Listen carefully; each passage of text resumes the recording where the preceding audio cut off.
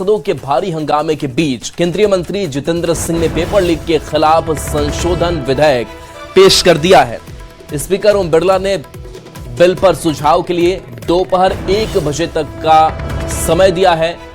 विपक्ष के हंगामे को देखते हुए लोकसभा की कार्यवाही दोपहर 2 बजे तक के लिए स्थगित कर दी गई है। संसद की कार्यवाही शुरू होते ही दोनों सदन में विपक्ष हंगामे पर उतारू था। लोकसभा और राज्यसभा दोनों सदनों में जमकर हंगामा हुआ, जिसके कुछ ही मिनट बाद दोनों सदन की कार्यवाही 12 बजे तक स्थगित की गई। फिर 12 बजे जैसे ही सदन की कार्यवाही शुरू हुई, विपक्ष उसी तेवर में नजर आया। मजबूरन राज्यसभा की भी कार्यवाही तुरंत ही स्थगित करनी पड़ी।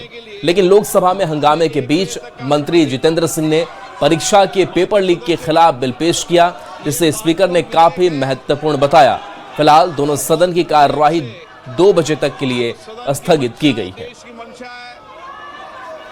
उस पर व्यापक चर्चा होगी। सभी दल के लोग इस विषय पर बहुत दिनों से मांग कर रहे थे और ये एक सुधार का प्रथम कदम है।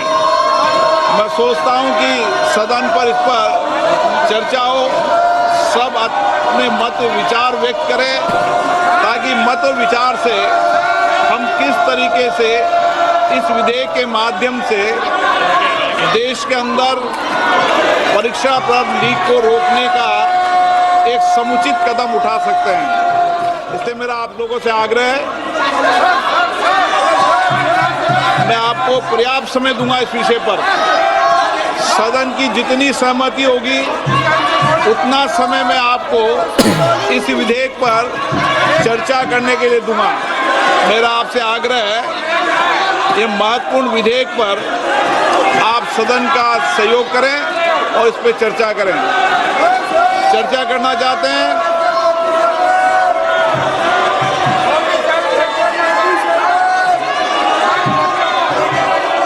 आप बहुत दिनों से मांग कर रहे थे जिन विषयों पर, उसके विषय पर चर्चा है आज।